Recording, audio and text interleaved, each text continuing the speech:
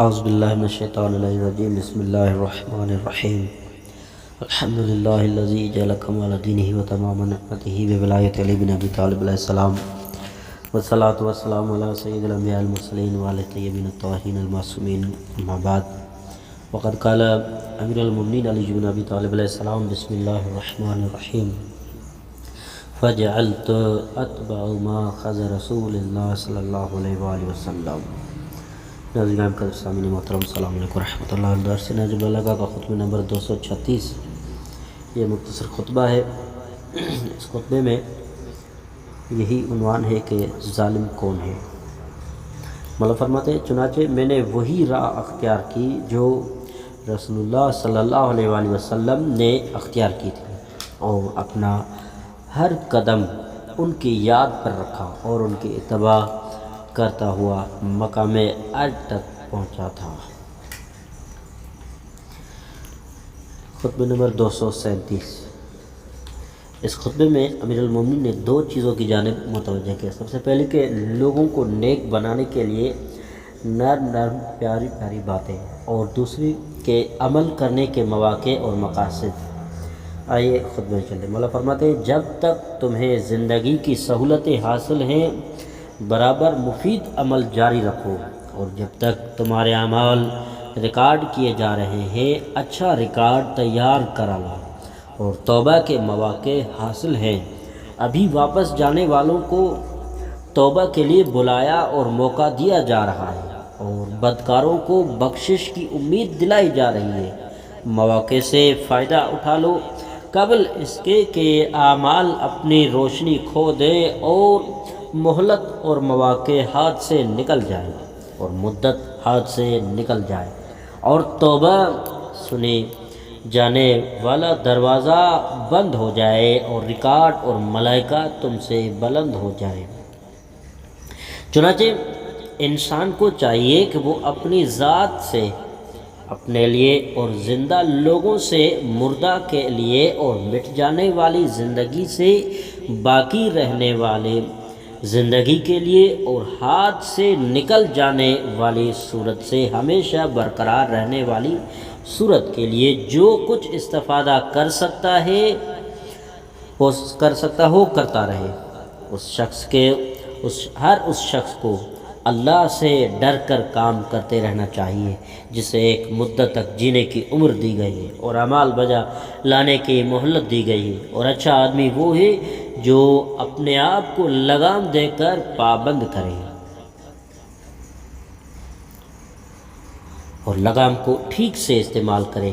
لگام کو اس طرح قابو میں رکھے کہ اللہ کے نافرمانیاں ظہور میں نہ آئے، اور لگام سے ایسی قیادت کرے کہ اللہ کی اطاعت جاری رہے۔ خطبہ نمبر 238۔ اس خطبے میں امیر المومنین نے چار چیزوں کی جانب ہمیں متوجہ کیا۔ سب سے پہلے کہ اہل بیت علیہ السلام علم کی زندگی اور جہالت کی موت ہے، اور وہ اسلام کے ستون اور سہارا اور مسلمانوں کی جائے پناہ ہے، اور ان کی وجہ سے حق اپنے صحیح مقام پر پلٹ آیا تھا اور مسلمانوں نے دوبارہ باطل کو اختیار کر لیا تھا۔ آئیے خطبے میں چلیں۔ مولا فرماتے ہیں کہ وہ علم کی زندگی ہے اور جہالت کی موت ہے۔ ان کی برداشت اور بردباری ان کے علم کی اور ان کا ظاہری حال ان کے باطنی حال کی، اور ان کی خاموشی ان کے بولنے کی حکمتوں کی خبر دیتے ہیں۔ نہ وہ حق کی مخالفت کرتے ہیں اور نہ حق میں اختلاف ہی کرتے ہیں۔ وہ اسلام کے ستون و سہارے ہیں، وہ پناہ گاہ اور مقام حفاظت ہیں۔ انہی کی وجہ سے حق اپنے نصاب اور دستور پر واپس پلٹا ہے، اور باطل کو حق کی جگہ سے ہٹنا پڑا ہے، اور باطل کی زبان جڑ سے کٹ گئی۔ انہوں نے دین کو دین کے مخزن کی عقل کے ماتحت رکھ کر اسی لحاظ سے اختیار کیا تھا، نہ کہ سنی سنائی اور روایتی عقل سے۔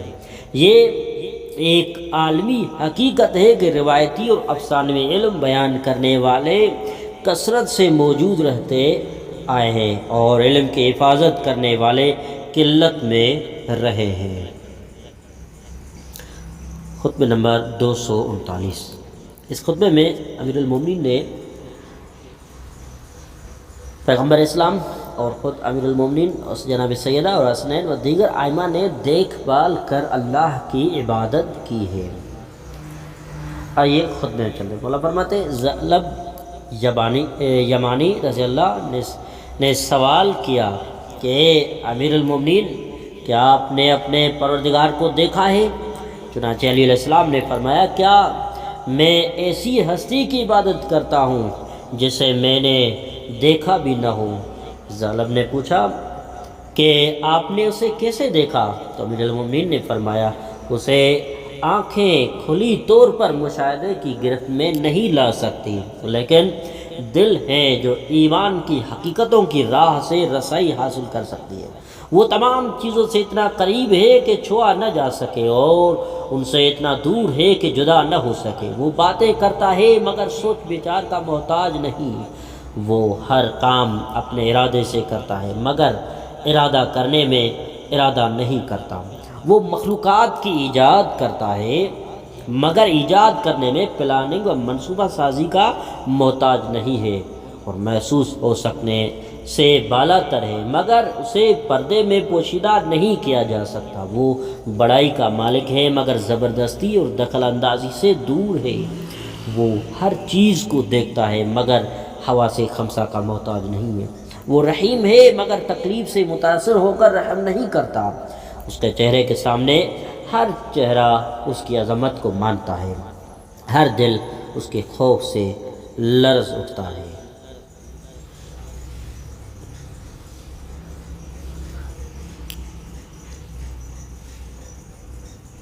خطبہ نمبر 240۔ اس خطبے میں امیر المومنین نے بغیر الف کے یہ خطبہ ارشاد فرمایا تھا کہ اللہ رسول کی صفات اور مدح فرمائی اور دنیا میں رہنے پر نصیحتیں فرمائی ہے اور تنبیہات کی ہے اور موت اور مردے کا حال بیان کیا ہے اور قیامت، مواخذہ، دوزخ اور جنت کا حال بیان فرمایا ہے۔ آئیے خطبے میں چلتے ہیں۔ مولا فرماتے ہیں میں اس کی حمد و ثنا کرتا ہوں جس کا منتی احسان عظیم الشان ہے، اس کی نعمت ہر طرف پھیلی ہوئی ہے، جس کی رحمت اس کے غضب پر مقدم ہے، اس کا کلمہ مکمل ہو چکا ہے اور ساری کائنات میں اس کی مشیت و قانون پر سرکار ہے اور اس کی حجتیں کائنات کے ہر گوشے میں پہنچی ہوئی ہیں، اس کے فیصلے عدل پر مبنی ہیں۔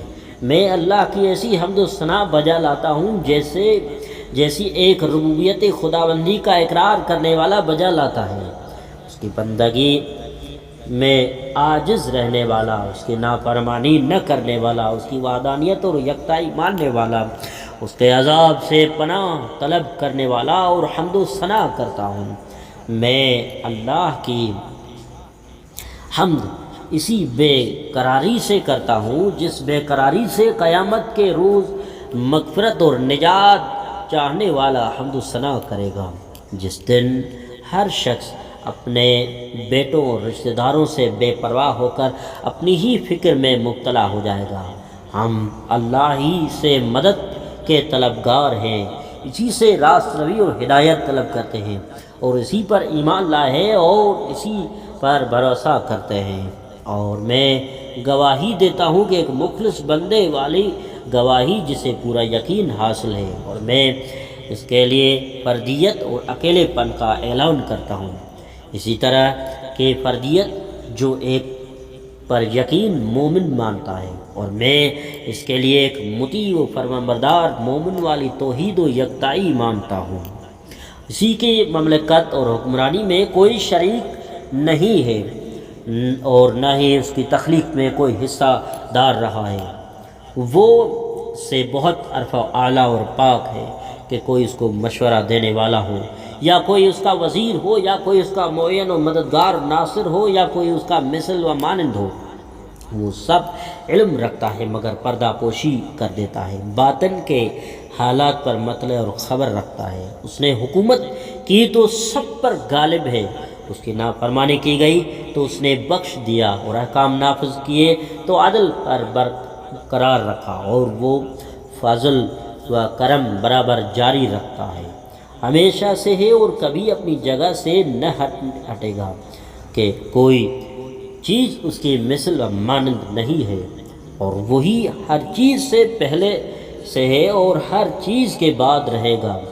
وہ ایسا پروردگار ہے جو اپنی عزت اور غلبے کی وجہ سے منفرد و یگانہ ہے، قوت کے سبب ہر چیز پر مسلط ہے، اپنے اعلیٰ شان کی وجہ سے مقدس اور پاک ہے، اور اپنی بلندی کی بنا پر بالادست ہے، اسے بصارت پا نہیں سکتی اور نظر اس کا احاطہ نہیں کر سکتی۔ وہ قوت کا خالق ہے، برتری اسی کے لیے ہے، وہ بصارت کا خالق ہے، سماعت کا خالق ہے، نرمی اور رحم کا مالک ہے۔ جس نے بھی اللہ کے صفات بیان کیے وہ اپنے بیان میں ناکام و عاجز رہا، اور جس کسی نے اللہ کی ذات کو پہچاننے کا دعویٰ کیا وہ اللہ کی تعریف میں گم ہو کر رہ گیا۔ جس نے خود قریب ہونے کی کوشش کی وہ اور دور ہو گیا، جس نے دور ہونا چاہا تو وہ قریب ہو گیا۔